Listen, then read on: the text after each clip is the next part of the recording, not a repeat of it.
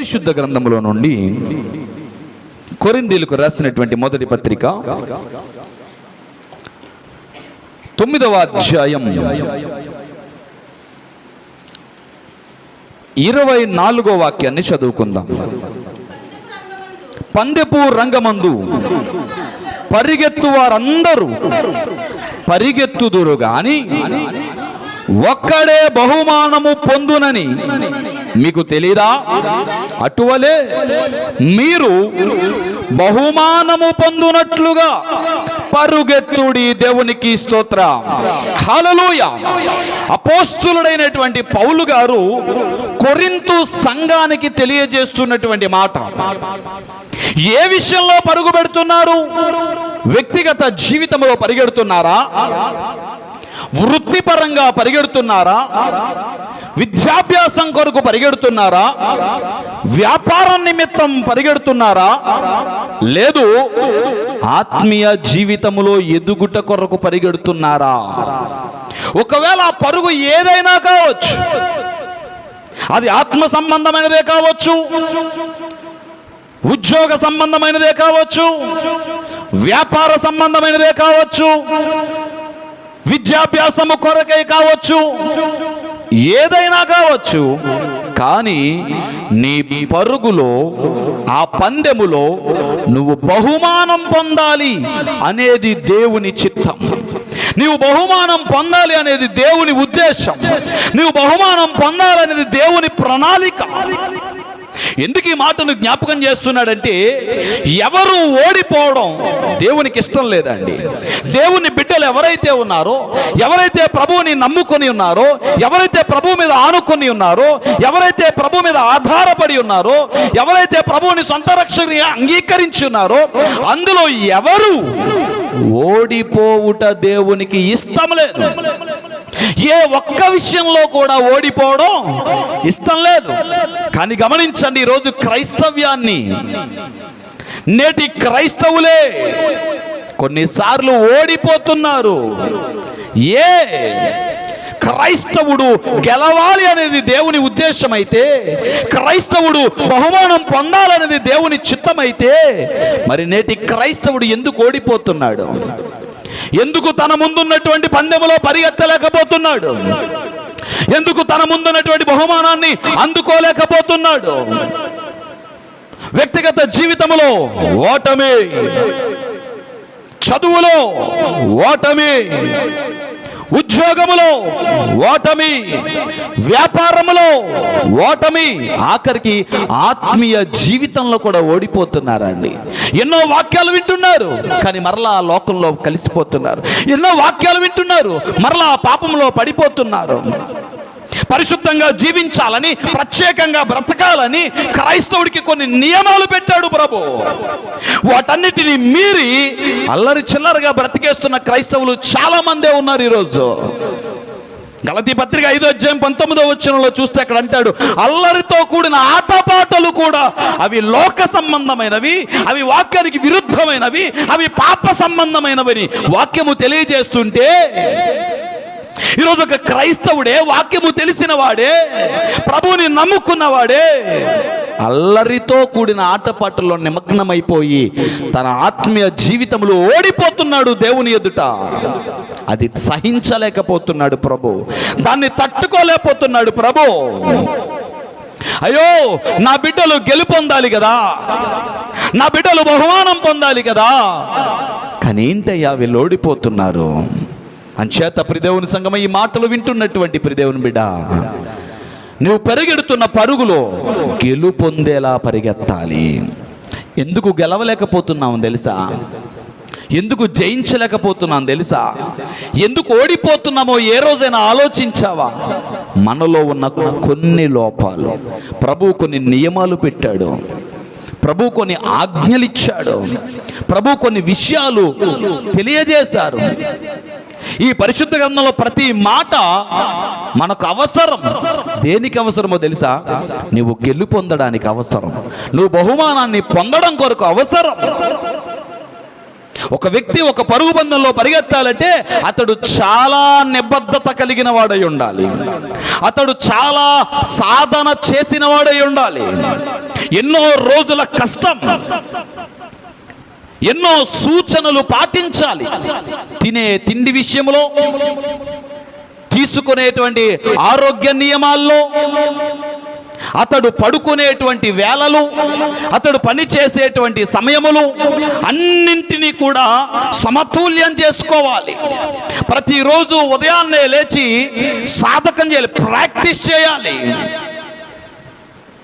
ఆయాసం రాకుండా ఎక్కువసేపు పరిగెత్తేలా, ఎక్కువ దూరం పరిగెత్తేలా ప్రతిరోజు సాధకం చేయాలి. అప్పుడే పందెపు రంగంలో గెలవగలడు. మరి సంగమా, ఆత్మీయ పోరాటములో, ఆత్మీయ పరుగులో గెలవాలంటే కూడా ప్రతిరోజు సాధన అవసరం కదా. కొన్ని నియమాలు, కొన్ని సూచనలు అవసరం కదా. ఆ సూచనలు తెలియజేసే వాక్యం అవసరం కదా. గనుకనే ప్రతిదినము వాక్యాన్ని చదవాలి. ఆ చదివిన వాక్యమే నువ్వు ఎలా గెలుపొందాలో, ఎలా పరిగెత్తాలో, ఎలా బహుమానాన్ని సాధించాలో నీకు తెలియజేస్తుంది. ఈ పూట అలాంటివే కొన్ని విషయాలు మీ ముందుంచే ప్రయత్నం చేస్తాను. ఈరోజు ఓడిపోతున్నటువంటి క్రైస్తవుడు, వెనకబడిపోతున్నటువంటి క్రైస్తవుడు, ఆత్మీయ జీవితంలో దిగజారిపోతున్నటువంటి క్రైస్తవుడు, ప్రార్థనలో దిగజారిపోతున్నటువంటి క్రైస్తవుడు, దేవునికి, దేవుని సహవాసానికి, దేవుని సన్నిధికి దూరమైపోతున్నటువంటి క్రైస్తవుడు మరలా పందెములోనికి రావాలి. మరలా పరుగులు పెట్టాలి. ఆ పరుగులో అతడు ఖచ్చితంగా గెలుపొందాలి. అలా గెలుపొందాలంటే వాక్యములోని కొన్ని విషయాలు మీ ముందుంచే ప్రయత్నం చేస్తాను. చూడండి, 119వ సంకీర్తన 32వ వాక్యం ఈ విధంగా తెలియజేస్తా ఉంది. నా హృదయమును నీవు విశాలపరచినప్పుడు నేను నీ ఆజ్ఞల మార్గమున పరిగెత్తుదును. దేవునికి స్తోత్రం. ఎక్కడ పరిగెడతాడంటే అండి, భక్తుడు తెలియజేస్తున్న మాట, అయ్యా నేను ఆజ్ఞల మార్గము గుండా పరిగెత్తుతాను. ఒక పందెములో పరిగెత్తేటప్పుడు ఒక బాటను సరళం చేస్తారు. ఈ బాటలో పరిగెత్తాలి, గమ్యానికి చేరాలి. అది ఇంత దూరం ఉంటుంది, ఇన్ని నిమిషాల్లో పరిగెత్తాలి అన్ని కొన్ని నియమాలు ఉంటాయి. ఆ మార్గంలోనే పరిగెత్తాలి. ఈరోజు భక్తుడు అంటాడు, అలాంటి ఒక మార్గం ఉంది. ఏమిటా మార్గం? ఆజ్ఞల మార్గము. దేవునికి స్తోత్రం. క్రైస్తవుడు పరిగెత్తాల్సింది ఎక్కడ పడితే అక్కడ కాదండి. కొన్ని వారాల క్రితం ఒక మాట మీకు తెలియజేశాను. ఫిలిప్పు అనేటువంటి ఒక దైవజనుడు ఐథియోపియుడు అనేటువంటి నపుంసకుడైనటువంటి కందాకే కింద పని చేసేటువంటి, కందాకే ధనాగారం అంతటి మీద పైగా ఉన్నటువంటి వాని వెనకాల, రథం వెనకాల పరిగెత్తాడు. ఆ వ్యక్తిని మారు మనసులోనికి నడిపించడానికి, ఆ వ్యక్తిని రక్షించడానికి రథం వెనకాల పరిగెత్తాడు. కానీ ఇంకొక వ్యక్తి పరిగెత్తాడు, అతని పేరు గెహాజీ. దేవుని వాక్యానికి విరుద్ధంగా, దేవుని చిత్తానికి విరుద్ధంగా లోక సంబంధమైనటువంటి ఐశ్వర్యం కోసం పరిగెత్తాడు. అతడు తన జీవితంలో ఓడిపోయాడు. ఎందుకు ఈ మాట మరలా జ్ఞాపకం చేస్తున్నానంటే, ఇద్దరు వ్యక్తులు, ఇద్దరి పరుగు, కానీ ఒకని పరుగు ఆజ్ఞల మార్గం గుండా వెళ్ళింది, ఇంకొకని పరుగు దేవునికి అవిధేయత కలిగించేదిగా ఉంది. ఈరోజు ప్రియదేవుని సంగమా, నీ పరుగు ఎలా ఉంది? నీ నడవడిక ఎలా ఉంది? నీ ప్రవర్తన ఎలా ఉంది? నీ మాటలు ఎలా ఉన్నాయి? నీ చేష్టలు ఎలా ఉన్నాయి? నీ క్రియలు ఎలా ఉన్నాయి? దేవుని ఆజ్ఞల మార్గం గుండా నువ్వు ప్రయాణం చేస్తున్నావా? నువ్వు వేసే ప్రతి అడుగు ఇది వాక్య సంబంధమైనదా కాదా? నువ్వు చేసే ప్రతి పని ఇది వాక్య సంబంధమైనదా కాదా? నువ్వు తలపెట్టే ప్రతి కార్యము ఇది వాక్య సంబంధమైనదా కాదా అని పరిశీలన చేసుకోవాలిగా, పరీక్షించుకోవాలిగా. ఒకవేళ లోకములో కలిసిపోతున్నారేమో, దేవుని వాక్యం విరుద్ధంగా బ్రతుకుతున్నానేమో, లోకంతో ఎక్కువ సమయాన్ని గడుపుతూ దేవునితో తక్కువ సమయాన్ని గడుపుతున్నానేమో అని తూకం వేయాలిగా. నీ భక్తి ఎంత ఉందో తూకం వేయాలిగా. నీ వాక్యం చదువుట ఎంత సమయం గడుపుతున్నావో తూకం వేయాలిగా. నువ్వు ఎంత సమయం ప్రార్థన చేస్తున్నావో. ఒకవేళ లోకముతో గడిపే సమయానికి దేవునితో గడిపే సమయానికి నువ్వు తూకం వేసినప్పుడు నీ భక్తి తేలిపోతుందా? నీ ప్రార్థన జీవితం తేలిపోతుందా? ఒకవేళ అలా తేలిపోయేదిగా గనుక ఉంటే వెంటనే దాన్ని సరి చేసుకోవాలి కదా. అలా సరి చేసుకున్నప్పుడే కదా, లోపాలేమిటో సరి చేసుకున్నప్పుడే కదా మనము పందెములో గెలుపొందగలము. పరిగెత్తేవాడు నిదానంగా సూటిగా పరిగెత్తాలి. పరుగు పందెంలో పరిగెత్తుతూ ఉండగా పక్కనోడితో మాట్లాడతారా? ఆయాసం వచ్చేస్తుంది. ఆవేశం వస్తే ఎక్కువ దూరం పరిగెత్తలేరు, ఎక్కువసేపు పరిగెత్తలేరు. అలసిపోయి సొమ్మసిల్లిపోయి మూర్ఛిల్లి కూడా పడిపోయే అవకాశం ఉంది. కాబట్టి ఎవరితోనో మాట్లాడు. సరే, పరిగెత్తేటప్పుడు అటు ఇటు దిక్కులు చూస్తారా? అటు ఇటు దిక్కులు చూస్తారా? చూడరు. వారి ఏకాగ్రత పరుగు మీద కాకుండా చుట్టుపక్కల వాటి మీద పెడతారా? పెట్టరు. ఎందుకని? ఏకాగ్రత కోల్పోకూడదు, చూపు కను దృష్టి కోల్పోకూడదు, పక్కన వారితో మాట్లాడనకూడదు. వారి ధ్యాసంతా పరుగు మీదే ఉండాలి. అవునా కదా? ఇది ఫిజికల్ గా పరుగు కోసం చెప్తున్నాను. అలాగే ఆత్మీయ జీవితంలో కూడా నువ్వు పరిగెడుతున్నప్పుడు, ఎలా పరిగెడుతున్నప్పుడు? ఆజ్ఞల మార్గం గుండా పరిగెడుతున్నప్పుడు, వాక్యానుసారంగా పరిగెడుతున్నప్పుడు, ప్రార్థనలో ఎదుగుచూ ఉన్నప్పుడు లోకం వైపు తిరుగుచున్నావా? ఆయాసం వస్తుంది, జాగ్రత్త. లోకం వైపు దృష్టి నిలుపుతున్నావా? సొమ్మసిల్లిపోయే అవకాశం ఉంది, జాగ్రత్త. అందుకే ఏకాగ్రత అవసరము. ఎక్కడ పరిగెడుతున్నప్పుడు? ఆజ్ఞల మార్గం గుండా పరిగెడుతున్నప్పుడు. దేవునిలో ఎదిగేటువంటి వాడు, ప్రభువుని సొంత రక్షకుని అంగీకరించి రక్షణ పొందినటువంటి వారు ప్రభువులోనే ఎదగాలి. అవసరమైతే నీ చుట్టుపక్కల కొంతమందికి దేవుని ప్రేమను అందించాలి.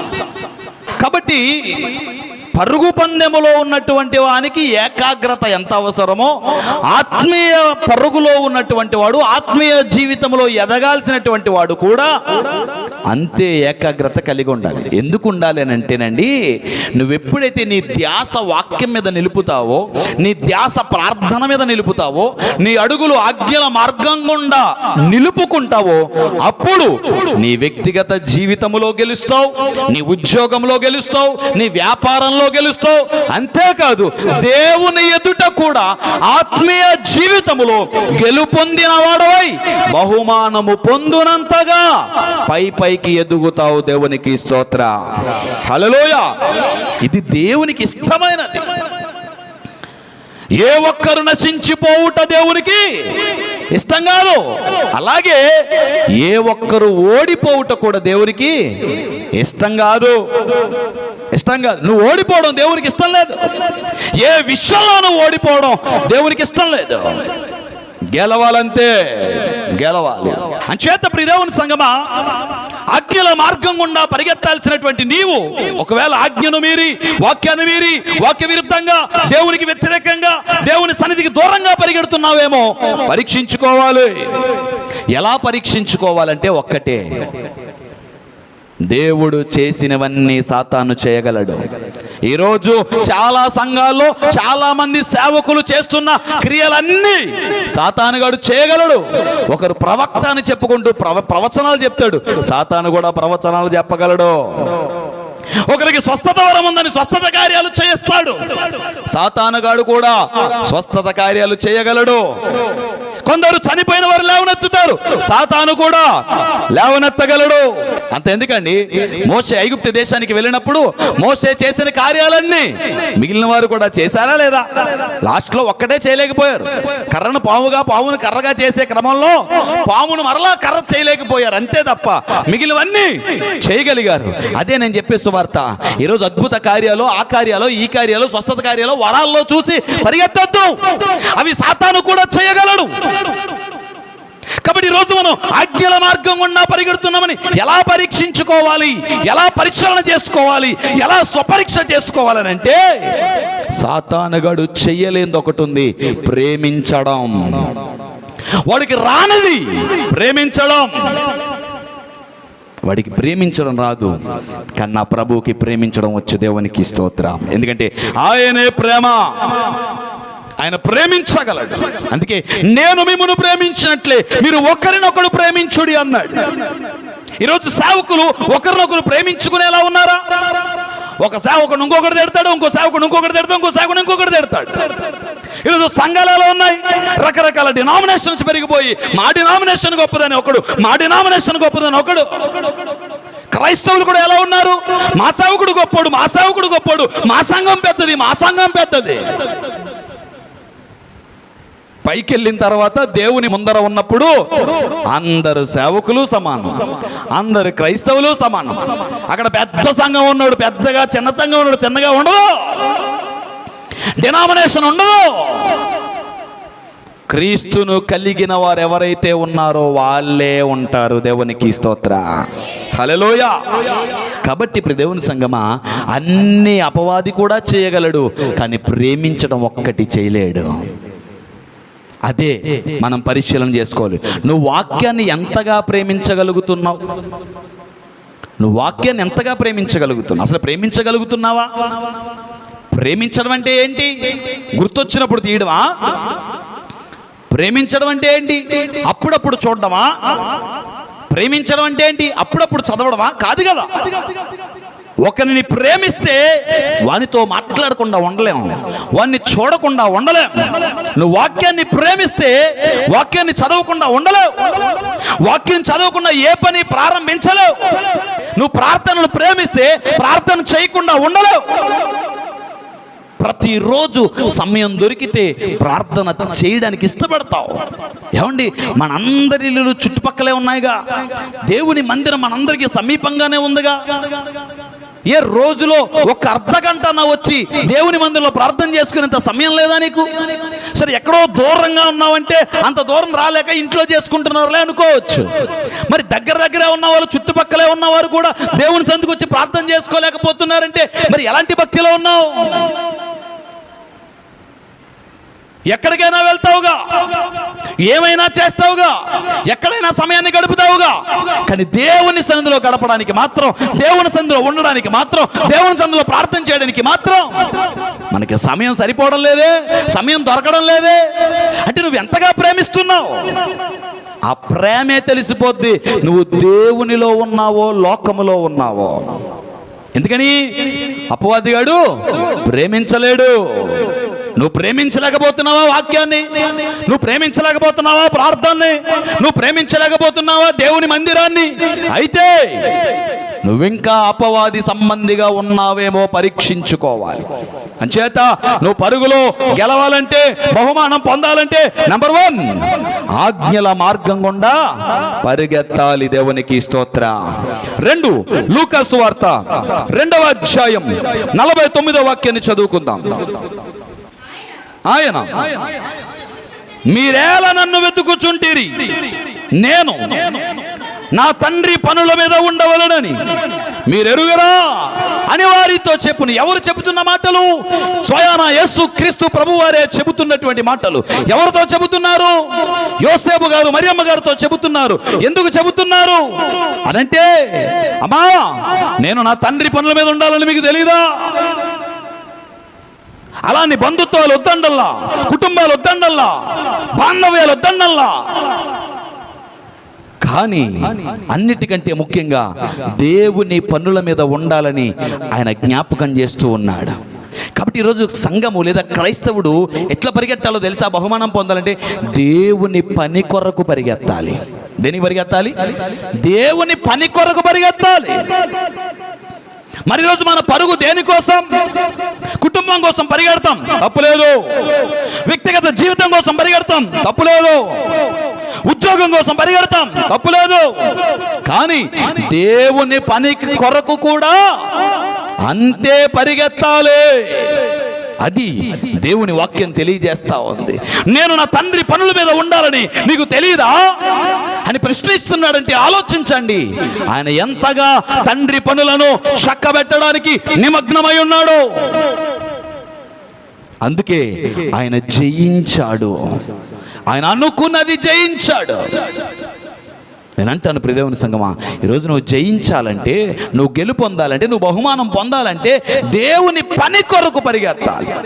లోకములో ప్రతి పని కొరకు పరిగెడతాం మనం, కానీ దేవుని పని కొరకంటే మాత్రం నత్త నడక నడుస్తాం. అది సరైన విధానం కాదు. క్రీస్తుని ఎరిగినటువంటి వాని నడకెట్లుండాలి? నడకే పరుగులా ఉండాలి. అంటే ఇంక పరుగు ఇంకెంత వేగంగా ఉండాలో ఆలోచించాలి. అంచేత ఈరోజు దేవుని పని కొరకు పరిగెడుతున్నామా లేదా అనేది మనలో మనం స్వపరీక్ష చేసుకొని దాన్ని సరి చేసుకోవాలి. ఎందుకు సరి చేసుకోవాలనే పదాన్ని వాడుతున్నానంటే, సరి చేసుకుంటేనే సవరించుకోగలుగుతాం, సవరించుకుంటేనే పరుగును సరిగా పరిగెత్తగలుగుతాం. అలా సరిగా పరిగెత్తగలిగితేనే బహుమానాన్ని పొందగలం. మూడవదిగా చూసినట్లయితే గురి యొద్దకు పరిగెత్తాలి. మనకంటే ఒక గురి ఉంది. ఏమిటా గురి? మారు మనసు పొందాలి, అదో గురి. రక్షణ పొందాలి, ఒక గురి. దేవుని వాక్యాన్ని అనేకులకు ప్రకటించాలి, అదొక గురి. అనేకులను క్రీస్తు ప్రేమలోనికి నడిపించాలి, అదొక గురి. మనం ప్రభువుని చేరాలి, అది ఒక గురి. నిత్య రాజ్యములకు చేరాలి, అది ఒక గురి. మరి ఆ గురి కోసమే పరిగెడుతున్నావా? ఈ లోకంలో ఎన్నో రకాల గోల్స్ ఉన్నాయి. ఇల్లు కట్టుకోవాలి, ఉద్యోగం సంపాదించాలి, కారు కొనుక్కోవాలి, అవి కూడా మంచిదే. కానీ ఆత్మ సంబంధమైనటువంటి గురేంటి? నిత్య జీవం కదా. దాన్ని పొందేదాకా అలసిపోక పరిగెడుతున్నావా? రక్షణ పొందిన కొత్తలో చాలా వేడిగానే ఉంటాం, రక్షణ పొందిన కొత్తలో చాలా మంచి భక్తి చేస్తాం, అసలు మానక ప్రార్థనకు వస్తూ ఉంటాం, ఖాళీ ఉంటే వాక్యం చదువుతాం, ఖాళీ ఉంటే ప్రార్థన చేస్తాం. రోజులు గడిచే కొలది సన్నగిల్లిపోతూ ఉంటున్నారే. కానీ బహుమానం పొందేదాకా పరిగెత్తాలి కదా. చివరిదాకా వచ్చి అక్కడ ఆగిపోతే ఫలితం ఏముంది బిడ్డ? ఆఖరిలో ఓడిపోయినా వాడిని ఓడిపోయాడనే అంటారు. కాబట్టి గురికి చేరేదాకా పరిగెత్తాలి. అది క్రైస్తవుడు అలవాటు చేసుకోవాలి. అందుకే పౌలు భక్తుడు అంటాడు, నేను గురి యొద్దకే పరిగెత్తుచున్నాను. మరి గురి యొద్దకు పరిగెడుతున్నప్పుడు మార్గ మధ్యలో ఎన్నో ఆటంకాలు వస్తాయి, ఎన్నో అడ్డంకులు వస్తాయి, ఎన్నో వ్యతిరేకతలు వస్తాయి, ఎన్నో అవమానాలు వస్తాయి, ఎన్నో నిందలు వస్తాయి. ఎందరో నిన్ను వెనక్కి లాగుతారు, చుట్టుపక్కల ఎన్నో నిన్ను ఆకర్షిస్తూ ఉంటాయి. అయినా నేను గెలు పొందగలనన్న విశ్వాసంతో పరిగెత్తాలి. దేవునికి స్తోత్ర, హల్లెలూయా. ఎట్లుండాలి పరుగు? విశ్వాసముతో. అందుకే కదా పౌలు భక్తుడు అంటాడు, నా పరుగు కడముట్టించి తిని నా విశ్వాసమును కాపాడుకొంటిని. విశ్వాసాన్ని కాపాడుకున్నాడంటండి. ఈరోజు నువ్వు పరిగెడుతున్నప్పుడు విశ్వాసంతో పరిగెత్తాలి. కొన్నిసార్లు బహుమానం దూరం అవుతూ ఉంటుంది, కొన్నిసార్లు దగ్గరికి వచ్చేటప్పటికీ బహుమానం కోల్పోయే పరిస్థితులు ఏర్పడతా ఉంటాయి. దానికంటే ఇంకా మంచివేవో నిన్ను ఆకర్షిస్తూ ఉంటాయి. కానీ నీ దృష్టి బహుమానం మీదే ఉండాలి, ఆత్మీయ బహుమానం. ఖచ్చితంగా నా ప్రభువు నన్ను పరిగెత్తిస్తాడు, ఖచ్చితంగా నేను గెలుపొందుతాను, నేను బహుమానాన్ని పొందుకోగలుగుతాను అన్న విశ్వాసం నీకుండాలి. మధ్యలో ఆయాసం రావచ్చు, అలసట రావచ్చు, నీరసించిపోవచ్చు, ఇంకెందుకు వచ్చిన భక్తిలే అనుకోవచ్చు, ఎంత ప్రార్థన చేసినా ఉపయోగం ఏముందలే అని అనుకోవచ్చు. నా జీవితం ఇంతే, నా బ్రతికింతే, నా జీవితంలో అద్భుతం జరగదు, ఆశీర్వాదం రాదు, కార్యాలు జరగవు అని కూడా నిరాశ చెందొచ్చు. కానీ వాక్యం సెలవిస్తుంది, నువ్వు ఓపికతో పరిగెత్తాలి. ఎట్లా పరిగెత్తాలి? ఓపికతో పరిగెత్తాలి, ఓపికతో పరిగెత్తాలి. ఎందుకు ఈ విషయాలు తెలియజేస్తున్నాను అని అంటే, ప్రియదేవుని సంగమా, మన పరుగు ఆజ్ఞల మార్గం గుండా దేవుని పని కొరకు గురి యొద్దకు విశ్వాసంతో ఓపికతో పరిగెత్తగలిగితే ఖచ్చితంగా నీ వ్యక్తిగత జీవితంలోను, నీ కుటుంబ జీవితంలోను, నీ భవిష్యత్తులోను, అన్నిటికంటే ముఖ్యంగా ఆత్మీయ జీవితంలో కూడా గొప్ప బహుమానాన్ని పొందగలవు, పొందుకుంటావు. అట్టి గొప్ప బహుమానం పొందేదాకా మనమందరము పరిగెత్తుదుముగాక. ఆమేన్.